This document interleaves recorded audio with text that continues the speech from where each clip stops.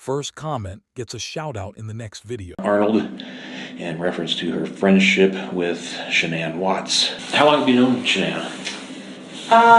Since '99. Okay. So, How did you guys meet? We met in high school. We grew up in the same town. Well, I guess we didn't grow up in the same town, but we're from the same town. Oh, where's it from? Pinehurst, North Carolina. Okay. I think they moved there somewhere around our freshman year. Okay. So I met So her. it had been, that was 99 when you met her? Mm-hmm. So when they moved there? I think so. I don't know exactly when they moved to North Carolina, but I know I met her our freshman year, which was in '99. Okay. On the afternoon of August 13th, 2018, the Watts family home in Frederick, Colorado felt wrong. Not messy, not loud, not chaotic, just wrong. The kind of wrong you can't explain but you feel in your chest the moment you step inside. Lauren Arnold knew that house. She had been there at least once a month for 4 years.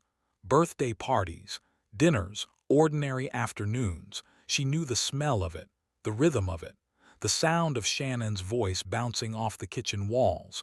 She knew what normal looked like. And that Monday, nothing was normal. Before we go any further, I want to pause for a moment. This case is not just headlines. It is about Shanann Watts, her daughters Bella and Celeste, and unborn baby Nico. Real people, real lives. However you feel about this case, let's take a second to remember them. May they rest in peace, and may their story continue to bring truth, not noise. By 2026, the Chris Watts case has been dissected from every angle. Court records, confessions, interviews. But one piece that still hits hard is the full Colorado Bureau of Investigation interview with Lauren Arnold, Shannon's closest friend since 1999. Lauren wasn't a random witness.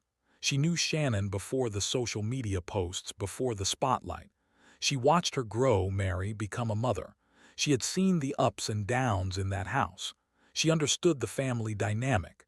She understood Chris. So when Shanann stopped answering her phone that morning, Lauren didn't brush it off. She knew Shanann had just returned from a business trip. She knew she was pregnant. She knew Shanann never missed appointments, and she definitely never ignored her girls. The concern turned into action. By early afternoon, Lauren made her way to the Watts home. Another friend was already involved. The garage was opened, the front door unlocked. And when Lauren stepped inside, the silence was heavy. Shannon's purse was still there, her phone, her medication. The girls' car seats were untouched. Beds looked slept in, but the house felt frozen in time, like someone had pressed pause on a life mid-sentence. Then there was Chris. He was calm, too calm. Lauren would later tell investigators that his behavior didn't match the situation. No panic, no urgency, no desperate energy you would expect from a husband whose pregnant wife and 2 young daughters were suddenly missing. Instead, something in his tone, in his posture, felt off. And Lauren noticed. She had known what normal Chris looked like. This wasn't it. That afternoon would trigger one of the fastest unravelings in modern true crime history. But in that moment, standing in that quiet house, Lauren didn't know she was witnessing the first cracks in a lie that would shock the world. What exactly did she see? What exactly did Chris say? And why did her instincts immediately tell her something was terribly wrong? That's where this story truly begins. If you're ready to decode this case with me, like the video, comment your thoughts below, and make sure you're subscribed to Crime Decoder. Share this with someone who follows the Chris Watts case, because what comes next changes everything. Lauren Arnold did not walk into that house as a detective. She walked in as a friend. But sometimes, the people who know us best are the first to notice when something is broken. When investigators later sat her down on September 6, 2018, she didn't speak like someone guessing. She spoke with certainty. She had known Shanann since 1999, nearly 2 decades of friendship. She had watched her routines, her habits, her patterns. Shanann was structured, organized, predictable in the best way. And what Lauren walked into on August 13th did not fit any of it. Shanann's purse was on the counter. That alone was enough to send a chill through her. Shanann did not leave the house without her purse. Inside were her essentials, wallet, medication, personal items she needed daily, especially during pregnancy. Her phone was there too. That phone was her lifeline. Work, friends, the girls' schedules. She never went anywhere without it. Lauren knew this. She also knew Shanann had a doctor's appointment scheduled that morning, a pregnancy checkup, something she had been looking forward to. Shanann had spoken about the baby constantly, about names, about hope, about trying to rebuild parts of her marriage. And yet she had vanished without her phone, without her purse, without her car seats moved. Lauren's concern quickly turned into alarm. Then there was Chris. He wasn't yelling. He wasn't searching room to room in panic. He wasn't calling Shanann repeatedly. According to Lauren's account to the CBI, his demeanor felt strangely flat, controlled, almost detached. When she suggested calling the police, there was hesitation. Not resistance in an obvious way, but a lack of urgency.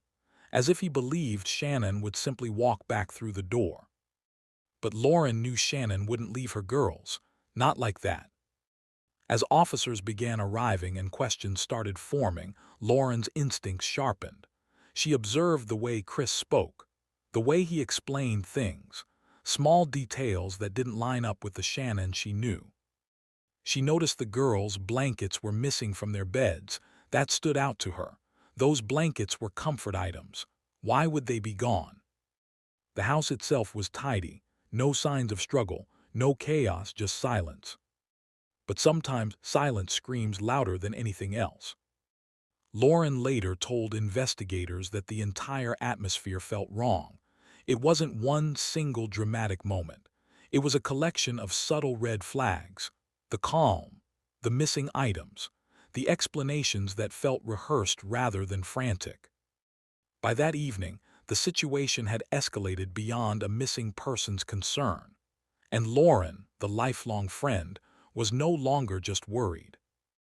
She was suspicious. And that suspicion would soon collide with something far darker than anyone standing in that driveway could imagine. If you're following this closely, drop your thoughts in the comments right now. Do you think Lauren sensed the truth before the world did? Like this video, share it with someone who follows the Chris Watts case, and subscribe to Crime Decoder. Because in the next chapter, we step deeper into the cracks that Chris Watts couldn't hide. By the time the sun began to set on August 13th, the quiet street in Frederick was no longer quiet. Police cars lined the curb. Neighbors watched from behind blinds. News cameras would soon follow. What started as concern from a close friend was now a full-scale missing persons investigation. And Chris Watts was at the center of it. As officers moved through the house, Lauren Arnold stayed close. She wasn't packing. She wasn't hysterical. She was observing, watching, listening, every word, every movement. Chris gave explanations. Shanann had taken the girls to a friend's house. Maybe she needed space. Maybe she was upset. Maybe she left after an argument. But to Lauren, those words didn't land. She knew Shanann was emotional at times. She knew the marriage had struggles, but leaving without her phone, without her purse, without her medication, without telling anyone, that wasn't Shanann. And then there was the timing. Chris claimed he had left for work early that morning. Oil field job, routine shift. He spoke calmly about it, as if giving a normal update. But Lauren noticed something investigators would later confirm. He wasn't acting like a man whose pregnant wife and 2 daughters had disappeared into thin air. There was no visible desperation. No rapid-fire calls to friends. No frantic driving around town searching. Instead, he stayed composed, almost rehearsed. Later that evening, surveillance footage from a neighbor's security camera would become critical. Chris was seen backing his truck into the driveway in the early morning hours. That wasn't typical behavior, according to neighbors. He usually parked on the street. Investigators took note. The footage showed him loading items into the truck before leaving for work. At first glance, it didn't look explosive, but under the weight of everything else, it felt heavier. Lauren would later tell the CBI that watching Chris that day felt like watching someone trying to perform normal. His tone didn't match the crisis. His body language didn't match the fear. And the more he spoke to media cameras outside his home, asking for his family to come back, the more unsettling it became for those who knew him best. Within 48 hours, the mask would begin to crack. Under pressure from investigators, inconsistencies started piling up. Small contradictions, shifting details, explanations that didn't survive follow-up questions. Lauren had sensed something on day one. Now law enforcement was seeing it too. The calm wasn't strength. It was control. And control was slipping. In the next chapter, we move into the moment the truth begins to surface. The confrontation, the confession, and the horror that no one in that neighborhood was prepared for. If you're still with me, make sure you hit like, comment your thoughts, and subscribe to Crime Decoder. Share this video with someone who thinks they know this case, because what happens next changes everything. The breakthrough did not come from emotion. It came from pressure. Within days, investigators brought Chris Watts in for questioning. At first, he repeated the same calm story. Shanann had left. He didn't know where she went. He wanted his family back. He even agreed to a polygraph test, confident enough to sit across from trained examiners and say he had nothing to hide. But the body doesn't lie as easily as words do. The results were clear. He had failed. Confronted with that reality, the controlled composure began to fracture. Investigators leaned in. The timeline didn't make sense. The surveillance footage didn't fit his story. The behavior didn't match a desperate husband. And then, the first version of the truth came out. Chris claimed Shanann had killed the girls. He said he walked in on something horrific and reacted in rage. It was a story that shifted blame, a story that tried to redirect the horror. But evidence didn't support it. Investigators continued to press.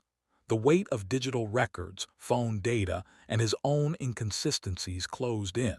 His phone showed communication with a coworker he had been having an affair with, a new relationship, a new life forming quietly behind the scenes while Shanann was pregnant with their son. Financial strain, emotional distance, a man who had been presenting one life online and building another in secret. The image of the devoted husband began collapsing under documented facts. Eventually, Chris admitted responsibility. Shanann had not left the house alive. Bella and Celeste had not vanished into the night. He had killed them. The details were devastating. He transported their bodies to a remote oil site where he worked. Shanann was buried in a shallow grave. The girls were placed in oil tanks. The horror of it stunned the community. It stunned the nation. Lauren Arnold, who had stood in that house just hours after the murders, had sensed the fracture before anyone else had proof. The silence, the missing items, the unnatural calm. Her instincts were not dramatic. They were accurate. Chris Watts was arrested and charged with multiple counts of first-degree murder, unlawful termination of a pregnancy, and tampering with deceased human bodies. The case moved quickly. Facing overwhelming evidence, he accepted a plea deal. He pleaded guilty to murdering Shanann, Bella, Celeste, and his unborn son Nico. In November 2018, he was sentenced to 5 life sentences without the possibility of parole, plus additional years. No trial, no extended courtroom battle, just a chilling finality.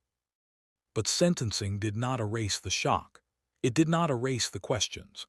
And it did not erase the memory of that quiet house on August 13th, the day a friend walked in and felt that something was deeply, terribly wrong. In the final chapter, we look at the aftermath, the grief, the public reaction, and the lasting impact of a case that refuses to fade. Like this video if you're following every detail. Comment your thoughts below, and subscribe to Crime Decoder. The conclusion is one you won't forget. The Watts house no longer belongs to the life that once filled it. The laughter is gone, the birthday decorations, the small shoes by the door, the ultrasound photos. What remains is a permanent stain on the memory of a quiet Colorado neighborhood that once believed nothing like this could ever happen there. When Chris Watts was sentenced to life in prison without the possibility of parole, the legal chapter closed quickly. No drawn-out trial, no dramatic courtroom showdown, just a guilty plea and 5 life sentences, one for Shanann, one for Bella, one for Celeste, one for baby Nico, and additional years for the unlawful termination of the pregnancy and for tampering with their bodies. But for Shannon's family, there was no closure in a plea deal. They stood in that courtroom and faced the man who destroyed their family. They spoke not just of loss, but of betrayal. Shanann had tried to fix her marriage. She had believed in second chances.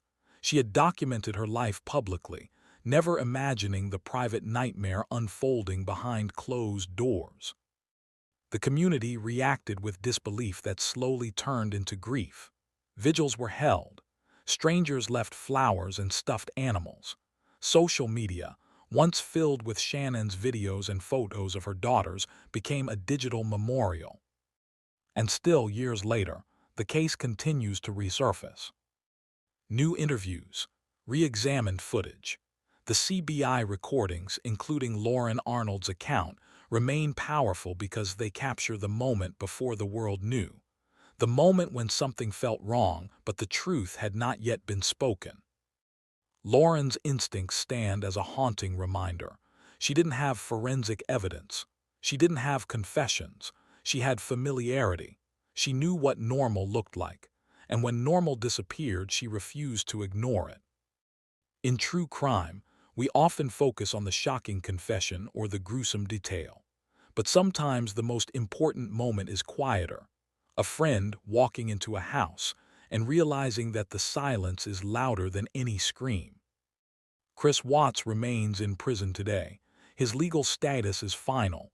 The facts are documented. The plea is entered. The sentence is permanent. But the emotional impact is not. This case forces an uncomfortable question. How well do we truly know the people closest to us? And what subtle signs do we overlook because we want to believe everything is fine? Shanann, Bella, Celeste, and Nico are more than a headline. They are a reminder that evil does not always look monstrous. Sometimes it looks ordinary, calm, controlled. And sometimes, the first crack in the mask is seen not by investigators, but by a friend who trusted her instincts. What do you think stands out most about Lauren Arnold's account? Do you believe her early suspicions changed the course of the investigation? Let's talk about it in the comments. If you found this breakdown meaningful, like this video, share it with someone following the Chris Watts case, and subscribe to Crime Decoder. Turn on notifications so you never miss a deep dive. Justice was served in court, but the questions this case leaves behind still echo.